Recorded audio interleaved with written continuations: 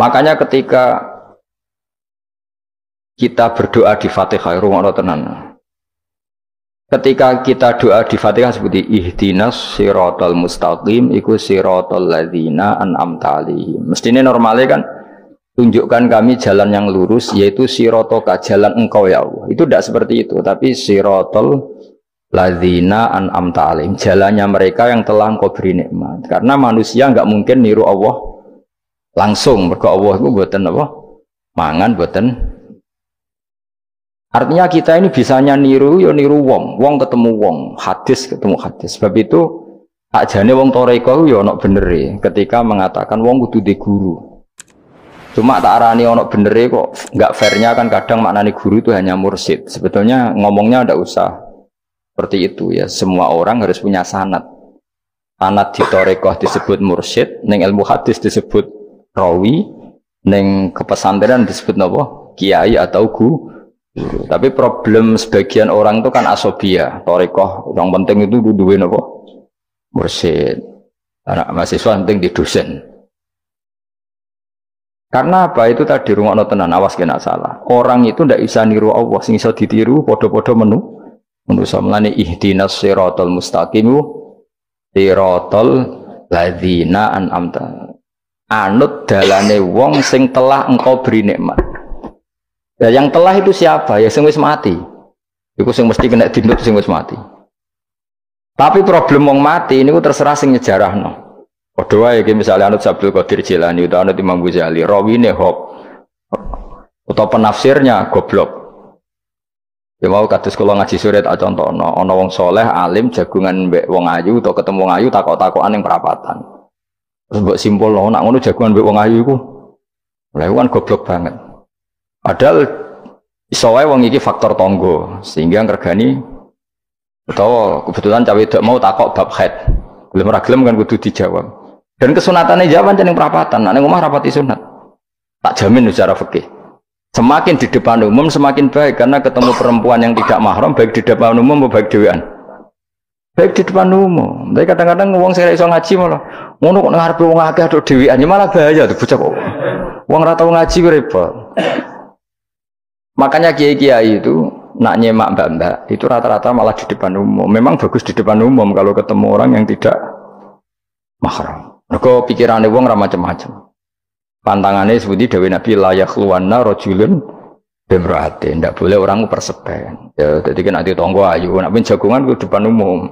Ben ora macam-macam. Nak kono gelem lho.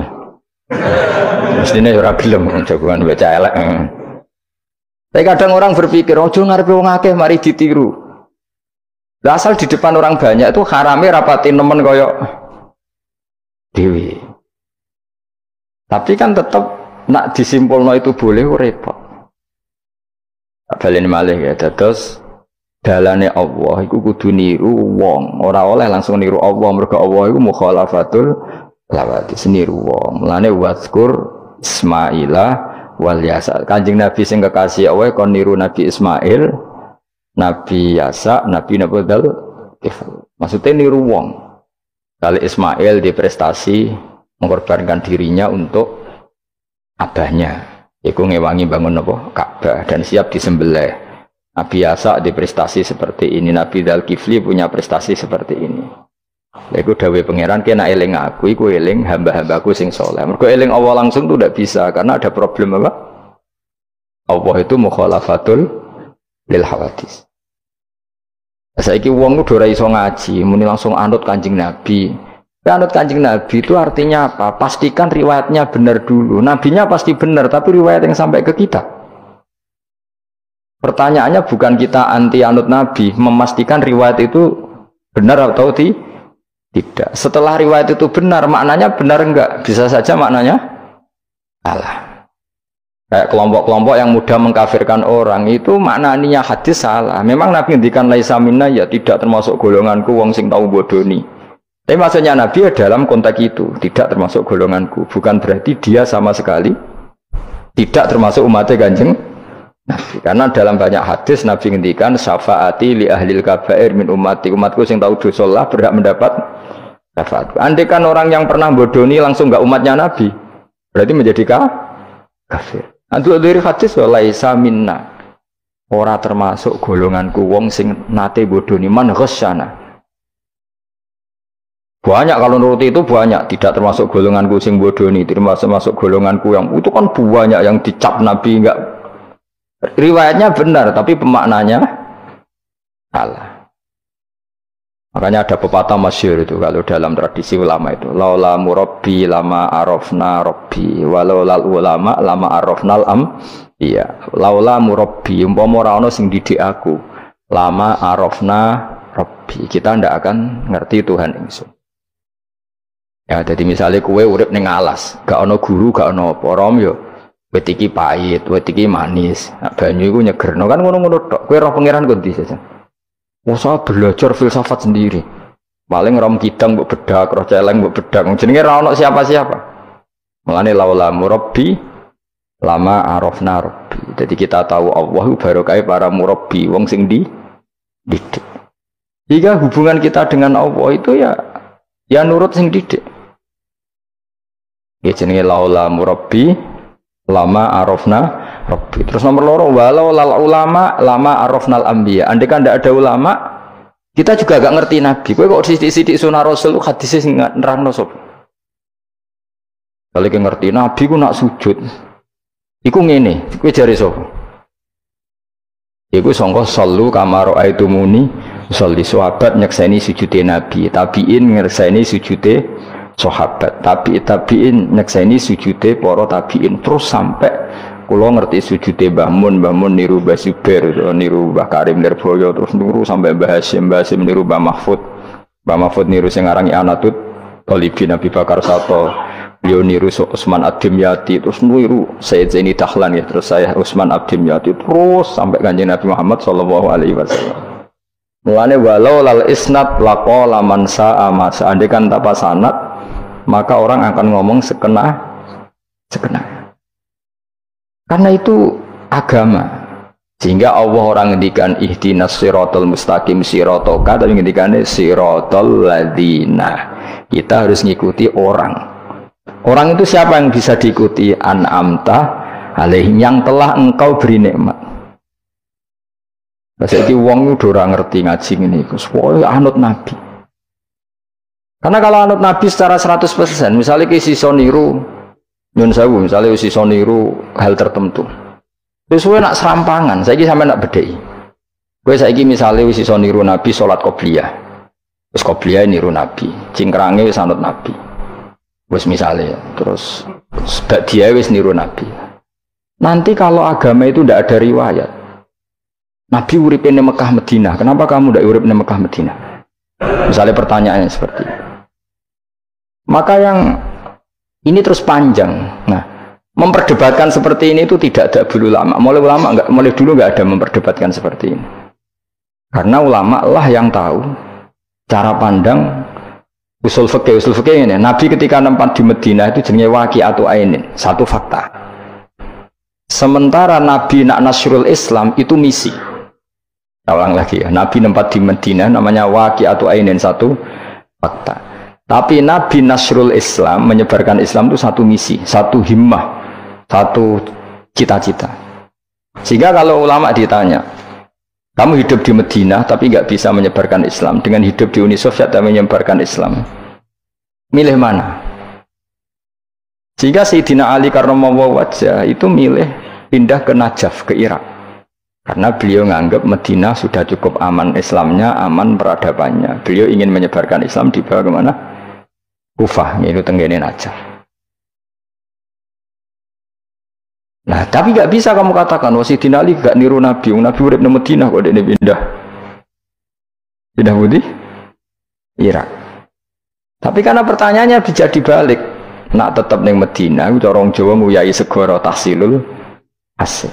Karena mendakwai sesuatu yang sudah jalan. Tapi kalau ke Irak, menyebarkan agama.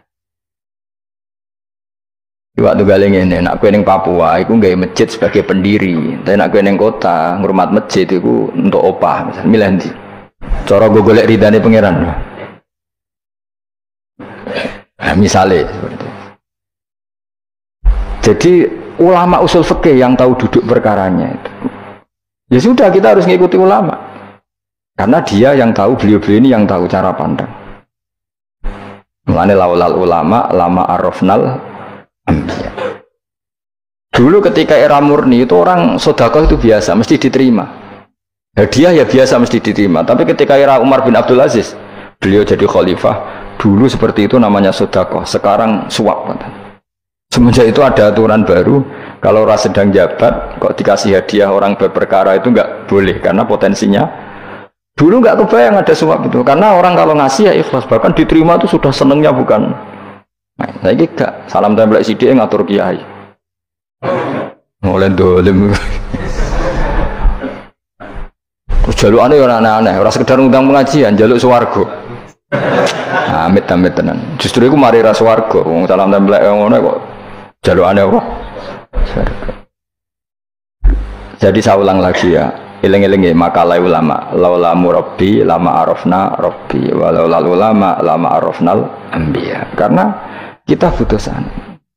Kalau kamu tanpa sanad, maka membayangkan Islam itu sesuai yang kamu bayangkan tadi. Jadi misalnya kita bayangkan Nabi itu figur yang begini-begini. Padahal kadang Nabi itu figur yang secara ilmu soleh itu malah kadang nggak iso nalar. Sing iso nalar itu ilmu yang riwayat. Misalnya gini, Nabi itu punya sisi unik. Kalau dahar itu di depan umum, ya kadang sampai di luar di depan umum. Terus kalau memperlihatkan sebagai manusia itu ya diperlihatkan. Kenapa? Karena Nabi jadi Nabi itu setelah Nabi Isa. Nabi Isa karena begitu sempurna malah kecelakaan dianggap pangeran. Sehingga Nabi itu kalau dahar itu di depan umum. Terus Nabi istrinya banyak. Karena untuk mempertegas bahwa Nabi itu tidak Tuhan. Karena ciri utama Tuhan itu tidak beristri, tidak beranak, tidak makan, tidak minum. Jadi kamu ini cara bahasa modern itu Nabi justru bikin kontra dengan Tuhan supaya kelihatan tidak sebagai Tuhan. Nak loro yo bangga, nak dahar yo bangga, nak ngombe yo bangga.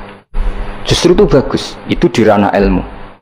Tapi nak di ranah rasa, kowe kan seneng di panutan sing terkenal atau mangan. Terkenalir atau ngombe kan kesannya kan luweh keren, tapi secara ilmu itu tidak bagus karena nanti ada potensi kecelakaan dianggap Tuhan. Itu contoh-contoh kecil. Jadi itu ilmu. Loh, yang tahu itu ya tak ulang lagi ulama. Justru Nabi ketika sakit, ketika dipanah ya luka, ketika diantemi wong kafir ya berdarah-darah, itu bagus.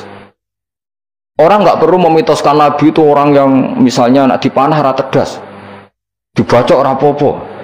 Iku gak Nabi pendekar jadi paham. Jadi tapi itu secara ilmu dan sahabat nggak pernah kecewa misalnya nyon sewu Nabi dipanah kok popo ya kecewa ya seneng aja. Karena mereka diajari Nabi aku itu gak pangeran. Nah ini saya cerita. Jadi andai kan agama itu tidak berdasar sanad, tidak berdasar ilmu, maka orang akan menghayalkan agama dengan pikirannya sendiri. Itu kan seperti orang idolakan Gajah Mada, wah Gajah Mada terlalu sempurna sampai musno. Jadi gak ono kuburane, balik neng langit. Soalnya itu dintilah musno terus macam-macam. Nah bayangkan kalau agama disepertikan itu, betapa bahayanya. Makanya agama itu butuh apa? Sanad. Karena sanad ini yang menjaga konstitusi apa? Agama. Makanya lengi-lengi apa? Laulal ulama lama arafnal anbiya, walau la murabbi lama arafna rabbi. Kita tidak pernah tahu Tuhan kecuali. Nah maka guru ini posisinya kuat sekali. Saking kuatnya posisi guru, ya guru yang seperti ini sampai ada pepatah tadi man ta'allama bila sayhin fasehu setan. Orang belajar tanpa guru berarti gurunya itu setan. Karena ekstrimnya guru, ekstrim, orang tanpa guru itu. Nah kemudian terus mulai ada dominasi. Orang toreko hanya nganggap itu mursyid, mahasiswa hanya nganggap itu dosen misalnya. Terus di tradisi ilmu itu guru. Sebetulnya itu tidak itu semua, yaitu bagian dari itu, tapi tidak itu semua. Yang penting itu ada sanad. Jika cara pandang itu tadi, Nabi di Medina itu waqi'atu ainin, satu fakta sosial. Meskipun dengan segala fadhailul Madinah, tetap itu satu fakta sosial. Bukannya Rasulullah terbanyak hidup di Kufah. Mulai Sayyid alim-alim di Kufah, setelah itu pindah ke Yaman. Apakah pindah ke Yaman itu berarti meninggalkan tempat gaya Rasulullah? Tidak seperti itu. Tapi ciri utama Nabi itu dakwah dan nasrul ilm. Dan yang butuh zaman itu Yaman ya ke Yaman, yang butuh itu ke Indonesia ya ke Indonesia. Nah, andai kan sunnah Rasul dimaknai secara sepihak, kudu urip ning Madinah. Berarti orang Islam sekali gak ning Madinah gak dianggap sunnah Rasul. Wah, kan terus panjang jadinya. Makanya terus ada ilmu, yaitu namanya usul fikih. Usul fikih itu yang ngatur itu semua, yang bisa menganalisis. Caranya gampang saja. Zaman Nabi Sugeng itu sudah nyuruh Sayyidina Ali ke Yaman, disuruh dakwah ke Yaman. Beberapa sahabat disuruh ke daerah-daerah terpencil. Artinya apa? Andai kan yang ditempati Nabi Madinah itu jadi sentral, harus orang di Madinah, Nabi tidak akan menyuruh orang keluar dari. Tapi nyatanya mereka disuruh keluar demi kepentingan dakwah. Berarti keluar dari Madinah itu bukan meninggalkan sunnah Rasul. Akhirnya terus jadi ilmu. Makanya terus dibedakan mana waqi'atu ainin, mana yang misi. Tentu didahulukan apa, misi atau himmah. Jadi itu harus ada ilmunya, memang seperti itu. Misalnya termasuk yang paling terkenal saya contohkan berkali-kali, Nabi itu kalau sedekah ya pakai tamar, kalau uang ya pakai dinar. Tapi ilmu kita tahu maknanya itu adalah alat tukar. Hingga di Indonesia kita sedekah pakai rupiah. Kalau Nabi pakai tamar, kita ganti beras karena maknanya kut, makanan pokok. Oh kok pepeh niru Nabi. Lagi niru Nabi saiki berarti sedekah rupiah gak niru Nabi. Nabi gak pernah sedekah pakai rupiah, tapi pakai apa? Dinar. Nah itu terus ada ilmunya. Yaitu disebut ada ilmu waqi'atu ainin. Kebetulan Nabi orang Mekah, maka sedekahnya pakai dinar. Di era itu orang Mekah seringnya dahar kurma. Terus itu semua dimaknani kut sama alat tukar apa? Kut sama alat tukar. Sekarang alat tukar rupiah ya berarti sedekahnya rupiah. Kalau zakatnya dulu makanan pokok di Mekah ya kita zakat pakai makanan pokok di Indonesia. Maknanya beras. Itu ya ulama lagi yang tahu, itu ulama. Lan eling-eling ihdinas siratal mustaqim, siratal ladzina, jalannya mereka yang telah engkau beri nikmat. Karena kalau langsung anut Allah, anut Kanjeng Nabi misalnya, terus sanatnya gimana coba? Misalnya sholat madhep Ka'bah, itu ya sudah kita anut Nabi, sholat itu madhep Ka'bah. Tapi zaman Nabi teng Medina itu luas masjid Medina itu sudah lebih dari luasnya Ka'bah. Geleng-geleng. Dina ana wong fanatik Ka'bah itu, fanatik presisi Ka'bah itu rapati ngaji. Zaman Nabi Sugeng itu luas masjid itu sudah lebih luas ketimbang Ka'bah. Ka'bah itu hanya 18 kali 16 meter. Saya rungokno 16 sampai 18 meter diameternya itu. Berarti kalau ingin kenceng Ka'bah, semua masjid harus luas maksimal itu 18 meter. Karena kalau masjid itu 50 meter, berarti ujung yang sana sampai sana itu sudah tidak center Ka'bah. Kalau ingin center harus bentuk U. Iya kan? Kalau Ka'bah itu 18 meter, kalau ingin kenceng Ka'bah berarti masjid semua harus berapa luasnya? 18 meter. Nanti kalau 50 meter yang ujung sana sama ujung sana, bodoh utopia, bodoh. Tapi zaman Nabi Sugeng itu masjid di Medina itu sudah lebih luas ketimbang diameter.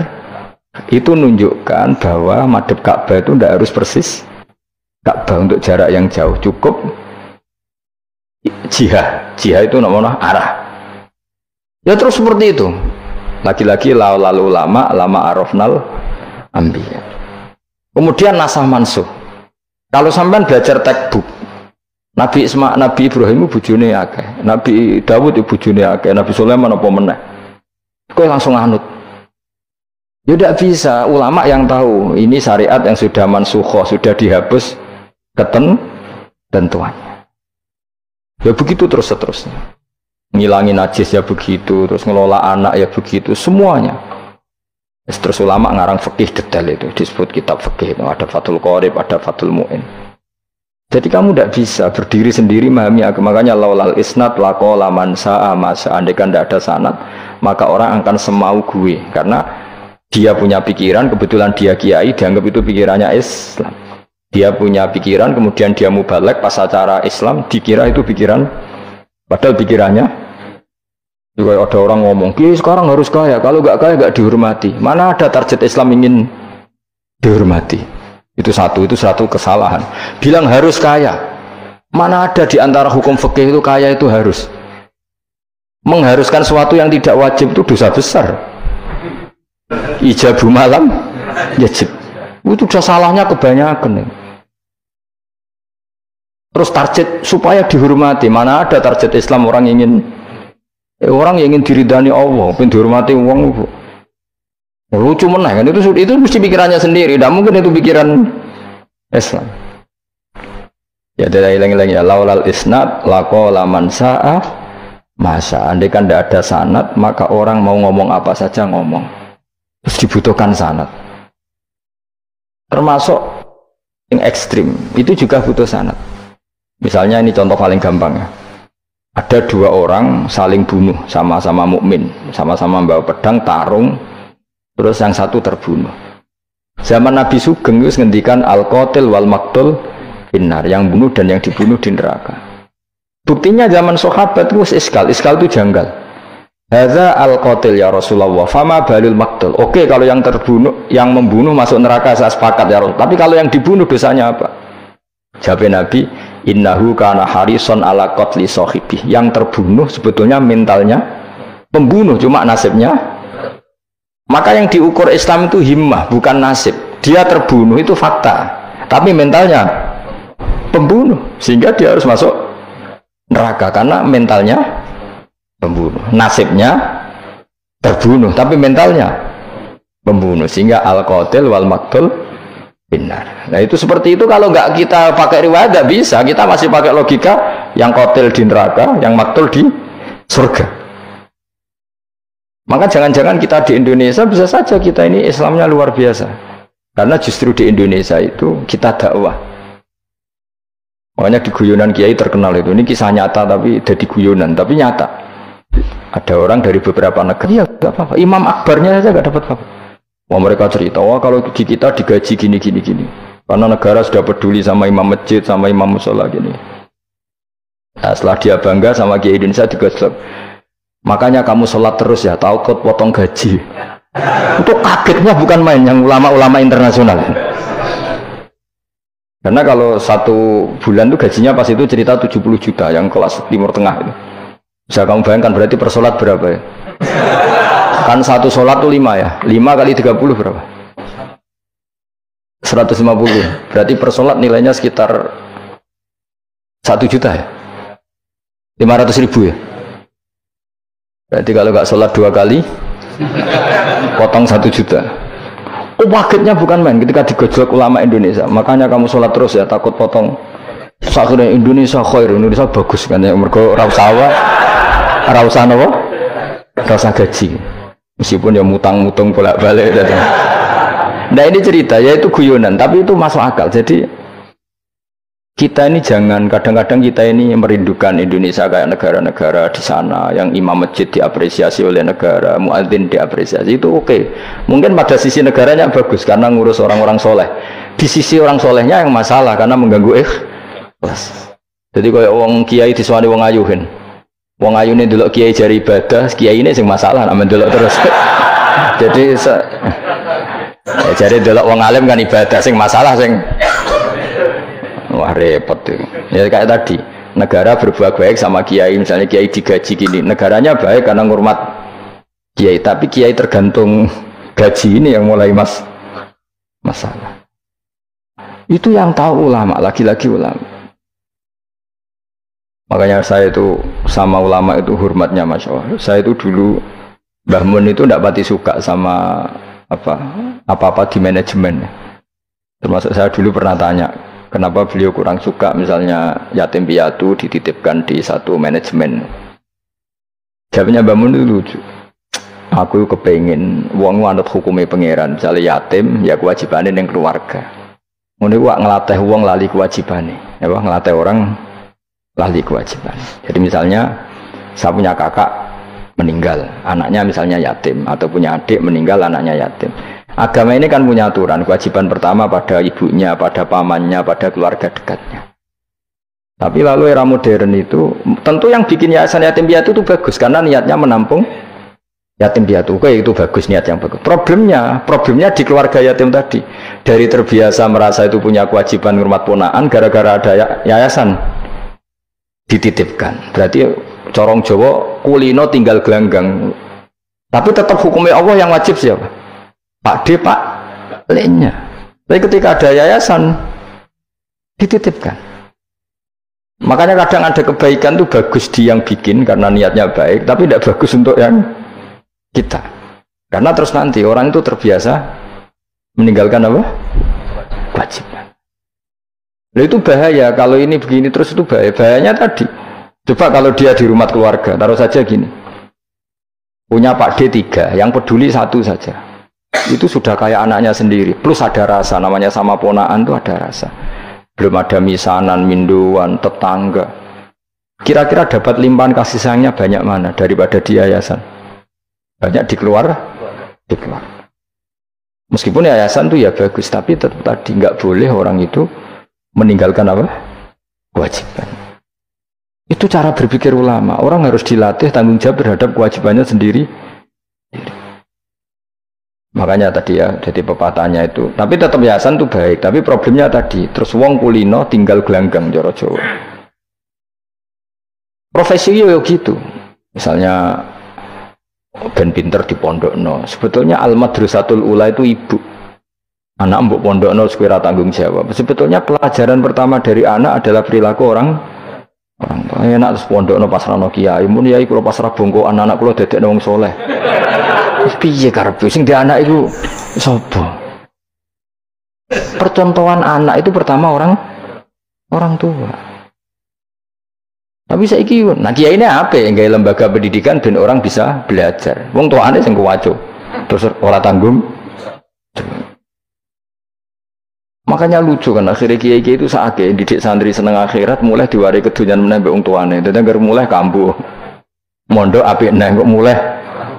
Karena tadi ya saya ulang lagi ya, jadi Allah itu layak kulu walaya namu walaya srob. Allah itu nggak tidur, nggak makan, nggak minum, sehingga nggak bisa ditiru. Yang bisa ditiru itu sesama manusia.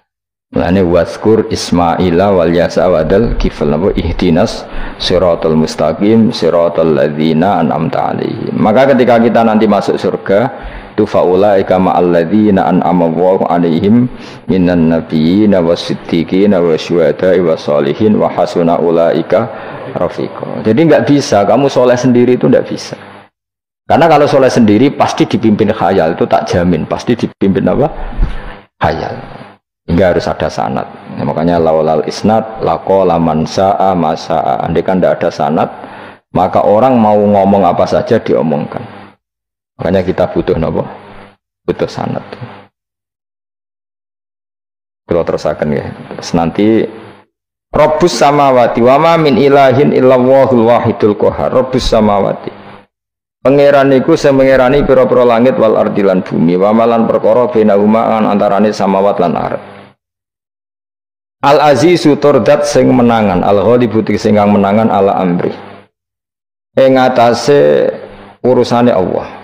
Al-Ghafaru kang akeh nyepurane li auliyaihi maring pira-pira kekasih Allah. Kul ngucap sira Muhammad lahum maring para kafir Mekah zaman iku huwa nabaun azim. Huwa utawi iki iku nabaun azim. Huwa utawi ikilah Quran misalnya. Huwa utawi ikilah Quran iku nabaun cerita azimun kang gedhe. Antum kang utawi sira kabeh andu saking Quran iku muriduna iku mengo kabeh. Ail Quran itu kesehute Quran aladi kang ambak tukang cerita ingsun kum ing sira kabeh fi iklan tadi. Wajib tulan teko ingsun kum ing sira kabeh. Fihi napa fihi nu? Wajib tukum fihi. Wajib tulan nekan ingsun kum ing sira kabeh fi dalam Quran bima klan perkara la ya'lamu. La ya'lamu kang ora den kinawari apa ma ila bi wahyin. Wa wa qauluhu ma kana liyamin ilmin bil malil ala iku nabaun azim. Ku cerita yang besar.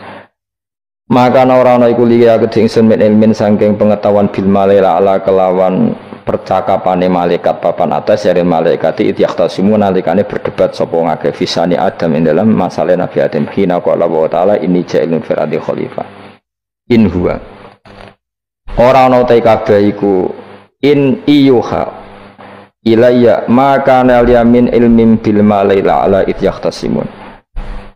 Iyuha ma yuha tegese ora den wahyu ana ilayya maring ingsun apa illa annama kecuali sak temne ingsun sak temne ingsun nadzirun iku wong sing ngekeki peringatan mubinun kang jelas oleh ngekeki peringatane bayinul ingdar tegese banget oleh ngekeki peringatan.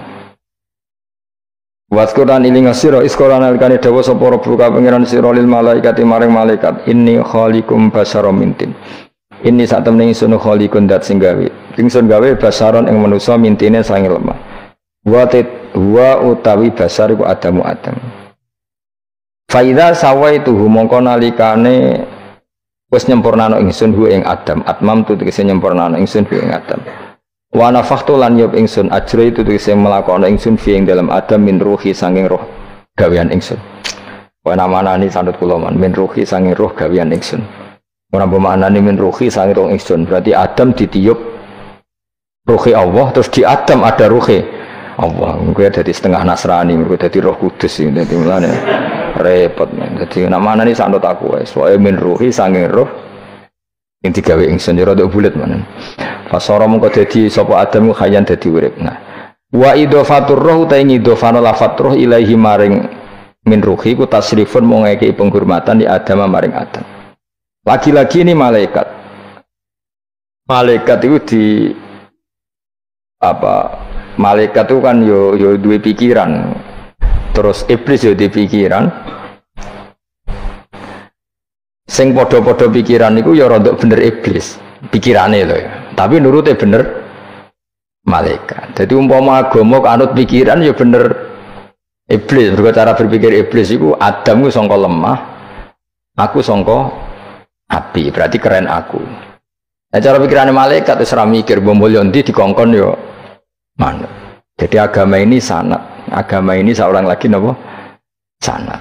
Tak jane cara tauhid ya keberatan. Aku ana istilah Baitullah ya keberatan. Wong Baitullah maknane omahe Allah sing takok. Allah manggon wirdi ning Ka'bah. Jadi kita harus ngikuti ulama. Dikatakan Baitullah itu nama penghormatan. Sesuatu itu mulia, maka disebut Baitullah. Bukan berarti Allah nempat di situ. Mergo Allah ndak butuh napa? Tempat. Jadi itu kan jelimet, mang. Lagi-lagi yang tahu itu ulama. Masjid ya dikatakan Baitullah. Dan nah, misalnya iki masjidnya pangeran, malah nambah mana nih lucu. Masjidnya pangeran, jadi iki tempat sujudnya pangeran, nah, kacau kayak. Tapi berhubung ra paham alhamdulillah, demun iki masjidnya pangeran. Jajal mana nih bahasa Arab? Iki masjidnya pangeran, makna nih terjemah. Iki tempat kacau kayak. Baru kayak bodoh dora roh naiku kacau. Jadi wajib. Yang melane anut ulama. Jadi darani Baitullah apa dikatakan daleme Allah maknane apa idhofatut tasyrif. Napa idhofatut tasyrif maknane omah sing mulia sampai diistilahno daleme Allah. Wis kudu bulet ngono koyo niki napa? Wa idhofatur roh lahu napa? Tasrifun di Adam. Jadi orang kok wa nafakhtu fihi min ruhi Nabi Adam tak kei rohku iku ora, tapi sebuti tak tiup dari roh sing roh iku urusanku, tapi ora ruhi Allah mboten. Niku jenenge apa? Wa idhofatur roh ilaihi napa? Tasrifun mau bentuk penghormatan di Adam maring Adam. Wa ruhu terro iku jismun jisim latifun kang alus. Yahya kang dadi urip bi kelawan ikilah jisim. Yahya kang dadi urip bi sebab ikilah jismun sapa alin sanu manusa binufudhihi kelawan tembusir roh fi fil jismi. Maka umangka napa njungkel sira kabeh lahu maring Adam sajidina hale sujud kabeh. Sujud tahiyatin kelan sujud penghormatan.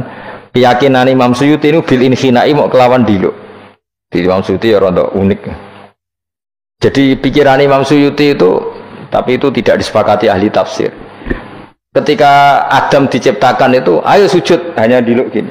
Jadi tidak sampai sujud kayak sholat, itu pikiran Imam Suyuti. Karena Imam Suyuti itu masih meyakini sujud yang kayak sholat itu mukhtasun lillah, hanya untuk Allah. Itu pikiran Imam Suyuti. Makanya beliau menafsirkan sujud itu hanya diluk.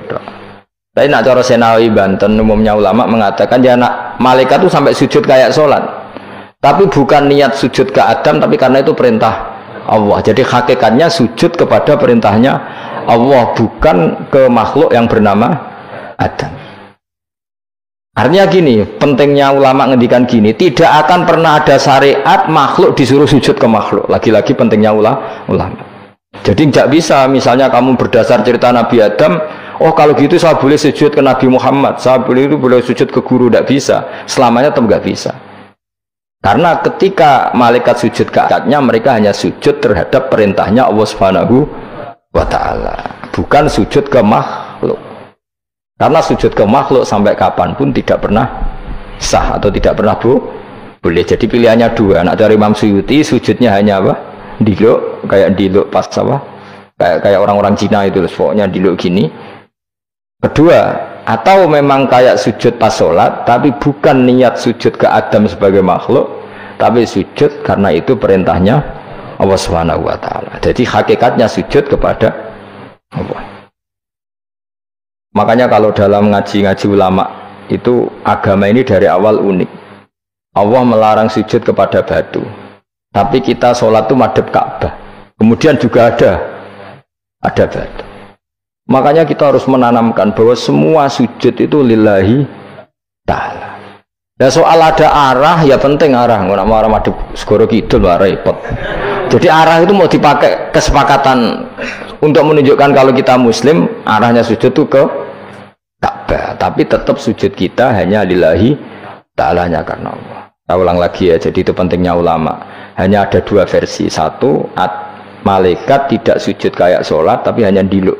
Ini cara Imam Suyuti, napa sujud tahiyatin bil in hina, napa bil in hina. Tapi kalau banyak ulama mengatakan ya sujud betul, tapi tidak niat sujud ke Adam, tapi tunduk kepada perintahnya Allah Subhanahu wa Ta'ala. Pas saja tamu kau sujud sapa al malaikatu malaikat kulluhum kabehane malaikat ajmauna halis kabehane kabeh.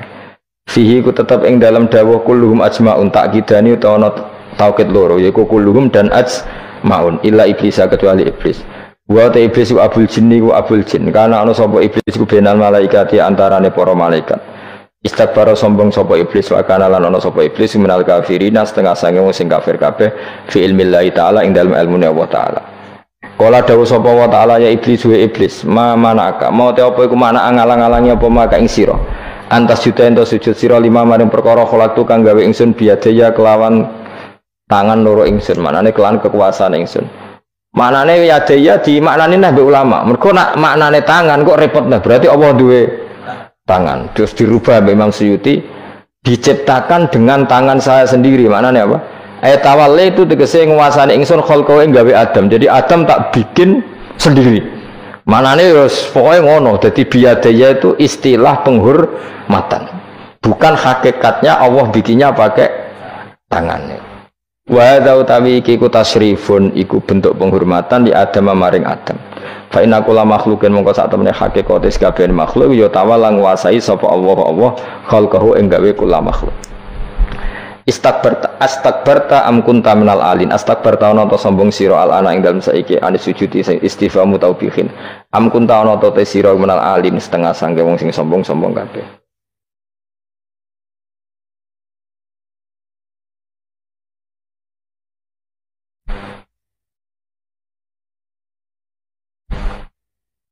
Ono Imam Suyuti.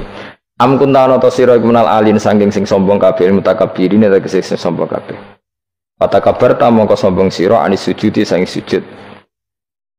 Terus likaunika krana anane sira iku minhum setengah sangking wong sing kumuluhur. Kala ngucap sapa iblis ana khairu minhu. Ana uta ingsun khairun wa apik minhu tinimbang Adam. Kula niku karena lebih keren timbang Adam. Kholak ta damel panjenengan ingsun minarin saking materi api wa kholak ta lan damel panjenengan ing Adam mintinin saking materi napa lemah. Kala dawuh sapa inten kala dawuh sapa Allah fakhrus mongko metu sira minha saking swarga minal jannati swarga wakila minas samawati sing pira-pira langit. Jadi sebetulnya mulai dulu itu ya ada khilaf fakhrus minha itu dari surga atau wakilah minas samawat. Fa innaka manunis debat orang penggawean. Surga zaman Adam itu sama enggak dengan surga yang nanti untuk kita di surga? Wong ya sama. Kalau sama sekarang di mana ya? Mus ribet wong nganggur-nganggur wis ribet. Wong bus warga ora mesti kok geger perkara kok. Mas parah. Ya sing Yahudi takokan niku takokan apa? Yahudi. Kanjeng Nabi nanti takoki wong Yahudi, Muhammad nak langit bumi ku sok ben hancur pas kiamat. Terus manusa sing mati mulai Adam sementara ditakok endi? Jadi nak takok ngono mirip so. Mirip Yahudi. Nak mirip Sugair apa? Nak mirip ngamure. Jadi agama ini selalu disoal pakai akal. Jadi agama tanpa akal ora iso berdiri, tapi kalau terlalu bawa akal itu ya repot. Ya makanya tadi itu pentingnya riwayat. Seorang lagi pentingnya apa? Riwayat. Makanya coro Imam Malik itu nggak suka sama agama di logika, itu nggak suka. Karena nanti orang yang punya logika terus merasa lebih punya otoritas terhadap apa? Agama. Itu sesuai ngono, agama itu angel oleh nerangno sampean tuh agama itu. Sampai saya kita bedai, Nabi Adam diusir konti swarga. Terus swargane Nabi Adam saiki didakoni. Mergo swarga iku luase sak langit bumi. Lah nek iku saiki didakoni wong. Swarga lebih luas ketimbang langit. Kan enggak mungkin sesuatu yang luas diletakkan di yang sempit. Akhirnya Mu'tazilah gak percaya anane swarga zaman Nabi Adam. Jadi swarga sing cipta Adam itu tidak sama dengan surga yang nanti arduhas samawati wal ard. Dari ahli sunnah yo sono, lha ning ndi wis ra roh pokoke ono. Ya itu kan sama-sama, nah, terus diterusno wong debat. Ya sudah guys. Nak cara aku wis mlebu sik kok gampang nerangno nek wis bar roh. Secara teori kan gitu, ora roh kok nerangno sakwise roh. Ya sudah, sampeyan mlebu swarga wae lagi apa? Lagi nerangno. Pas aku nerangno kowe ra ning swarga ya wis ra ketemu. Wis ngono anak nang cangkem elek ngono wis rasaku ben nerangno kowe ra ning kono ya wis akhire gak. Apa cocokan sampean? Aku tak nerangno swarga lah sing kono ben nerangno neraka. Koroe neraka. Agama itu unik. Ya karena tadi apa ya? Dari awal agama ini di kaum yakilun, tapi akal yang berlebihan itu ya mengganggu agama. Ya sudah, makanya seorang lagi itu riwayat ya. Sebagian ini apa? Riwayat. Inna hadzal ilma dinun fangzuru amman ta'khuduna dinakum. Agama ini ilmu. Kemudian kamu harus dari sanad yang benar, ya. Dari sanad yang apa? Dari sanad yang benar. Ya sudah seperti itu. Mana cok kulo setuju model kayak sholat sunat safar tidak harus madhep kiblat terus. Jadi agama ini sudah unik. Misalnya gini ya, sholat fardu kan wajib kiblat, tapi ada sholat yang nggak usah madhep kiblat, yaitu sunat safar. Misalnya orang di pesawat gini-gini. Karena guling-gilingan, nah, hakikatnya kiblat itu tidak fokus kita namun Allah Subhanahu wa Ta'ala. Jadi memang agama, tapi lagi-lagi itu butuh riwayat. Seorang lagi butuh riwayat. Kalau nggak pakai riwayat terus kayak Abu Nawas kabeh. Karena tadi Amerika, seorang lagi Amerika, itu kalau dibor pas New York itu kena Ka'bah. Lah logikanya kalau arahnya pas itu kan bebas arah. Berarti orang Amerika oleh sholat bebas. Tidak bisa seperti itu ya, tetap anut konsensus ulama sana atau tradisi sana, kiblat itu ngambil arah mana? Karena dia pas. Ya bumi yang ada arah itu secara akal kan hanya rubuk 1/4. Makanya kalau kamu belajar falak itu ada rubuk. Lainnya itu sudah ada arah. Misalnya bumi bulat bola, yang sama atas dikatakan sama-sama di atas. Ya kadarnya hanya 1/4. Lainnya itu sudah dikatakan samping. Makanya seperti Denmark itu ada daerah yang siang itu sampai 3 bulan, entah berapa siklus sekian puluh tahun. Ada yang lebih lama siangnya sampai 18 jam. Kalau di Eropa kadang puasa itu sampai 18 jam. Ada yang selalu nggak kena matahari kayak kutub utara, kutub selatan. Nah makanya kalau misalnya sholat itu ngikuti apa? Kalau ngikuti matahari, orang kutub sholatnya hanya maghrib, isya, subuh. Gak wajib poso, nggak tahu ono rino misalnya. Ya tidak bisa seperti itu. Jadi kalau nuruti logika kan terus berdebat terus. Tapi kalau nuruti rasa sebagai hamba, orang kutub butuh sujud sama Allah, orang kutub butuh loyal sama Allah dengan memperlakukan puasa. Ya sudah, akhirnya kita harus puasa. Nah lalu kalau ukurannya matahari mereka tidak punya matahari, memangnya puasa itu penyebabnya wujudnya matahari apa penyebabnya loyalitas sama Allah Subhanahu wa taala? Loyalitas. Kalau penyebabnya matahari ya berarti kalau nggak ada matahari nggak usah apa? Nggak usah seperti itu cara berpikir. Makanya ngikuti ulama. Karena ulama yang tahu tradisinya Allah dan Rasul. Ya seorang lagi ulama yang tahu tradisinya Allah dan meskipun ya kadang saya enak dewe ulama mereka ya kadang ya mau kalau bolak-balik ngomong gak diterang nombek cangkem elek ora paham-paham. Makanya masyhur itu ada kiai di debat sama orang untuk PKI. Pak Kiai, kalau setan dari api masuk api kan biasa. Terus susahnya apa? Mau materinya dari api. Terus kiai ku mek lemah swawarna raine. Loro dong, nggih sakit. Kalau jare wong kok lemah, kena lemah kok loro. Karena serak kena diterangno. Manusia materinya kan dari tanah, berarti kena dipendem urip-uripan. Piye aja? Ya loro ya, lah ya jare kok lemah kok dipendem ning lemah kok. Karena dijelaskan pakai lisan yang baik gak paham-paham. Sebenarnya kita ini ingin selalu baik, tapi ada orang-orang diterangkan cara baik-baik itu. Kayak misalnya ana wong kondo, Gus kula niku bojo kula cerewet ngene-ngene, apike kula pegat dicereweti bojo mbek diarani duda lara ndi? Lara diarani duda isen. Kowe payu rabi dicereweti, ambek ra payu rabi jomblo, sakit mana? Sakit distatuskan jomblo.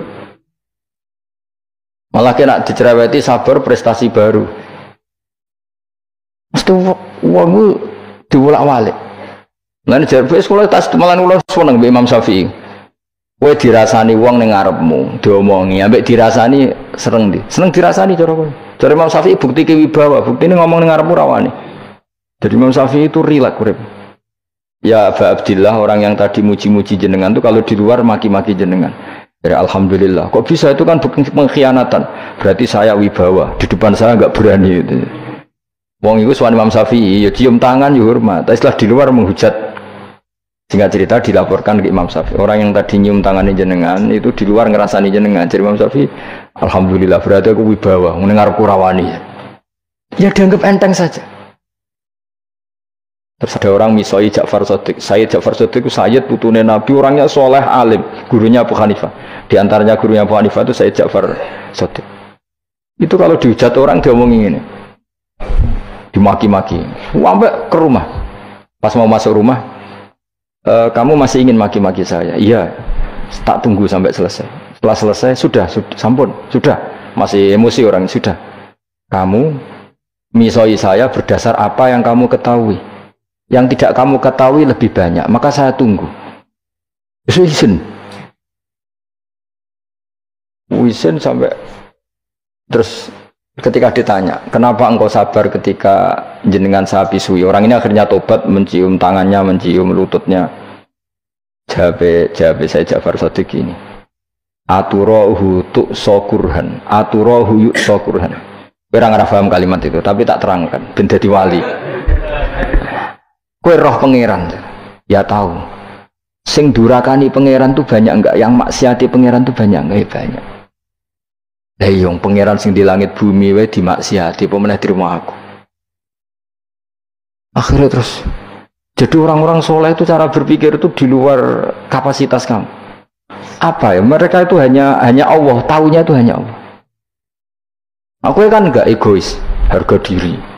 Mana ada agama berdasar harga diri itu kalau dalam bahasa Arab disebut hamiyat al-jahiliyah itu gengsi no? Jahiliyah. Makanya ketika saya berkali-kali cerita itu ada seorang ulama dipanggil tetangganya nom.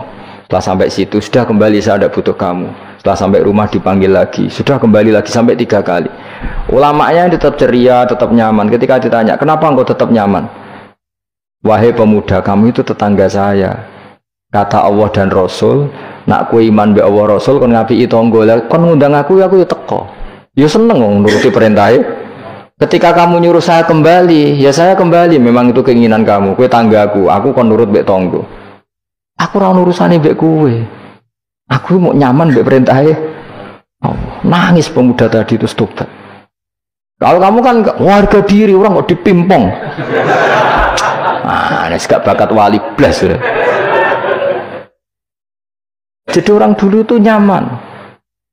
Karena pikirannya namun Allah Subhanahu wa ta'ala. Umar bin Abdul Aziz itu termasuk khalifah paling soleh setelah periode sahabat. Itu mau kapundhut itu sewantai. Ketika keluarganya menangis, kenapa kamu menangisi saya? Ya karena engkau mau mati. Memangnya kalau mati mau kemana aja? Ila khairi madhubin ilaih, ke zat terbaik. Terus aku mbok kon urip awar kowe gak jelas iso ngrumat aku ta ora. Anak Allah malah jelas. Saiki apik ndi urip mbek wong ora jelas sampai sing jelas. Ya wis kapundhut. Kowe kan gak mati ku wedi. Dosane akeh. Lah mengko nek urip terus ora dosa apa tengene. Gaya tok asline. Dosa kula cek kathah Gus kok mati terus. Ya malah apik mati biar dosa meneh. Biasa wae nek apik mati biasa karena potensinya kamu urip suwi ku dosane apa taat meneh. Nggak jawab. Potensi nih. Dosa meneh apa taat meneh? Apa ya dosa ya taat. Terus pas mati, pas taat atau pas dosa? Ya ora usah ngono biasa ya. Sampai mati, ae matur pangeran Gusti nak saya ini mati nggih. Mati mawon nak saya ini urip nggih. Urip mawon Gusti semua anut jenengan Gusti. Zaman kula urip sing ngrumat nggih jenengan, nggih zaman mati sing ngelola nggih napa? Jenengan pun donya sing ngurusin jenengan. Kan sebenarnya kalau kita berpikir gitu kan nyaman. Zaman kamu hidup yang mengendalikan jantung, paru-paru, oksigen juga Allah. Dan kamu nggak tahu caranya, tahu-tahu hidup. Tapi setelah mati dikubur kamu iskal. Lalu sistem pernafasan saya gimana setelah saya mati? Memangnya zaman yang donya kowe roh. Oh karena ada oksigen. Terus oksigen wujudnya karena apa kowe ya ora roh? Oksigen dari zat gini lah zat iku kok sapa ya ora roh. Mau gaya tok ngomong mau tetep akhirnya ora roh. Nanti kadang kalau gawak mbek goblok wis ora kabeh dari awal mau alam semoga gak usah nerang. Nah, artinya gini, kalau zaman di dunia kamu tidak bisa mengelola diri kamu sendiri,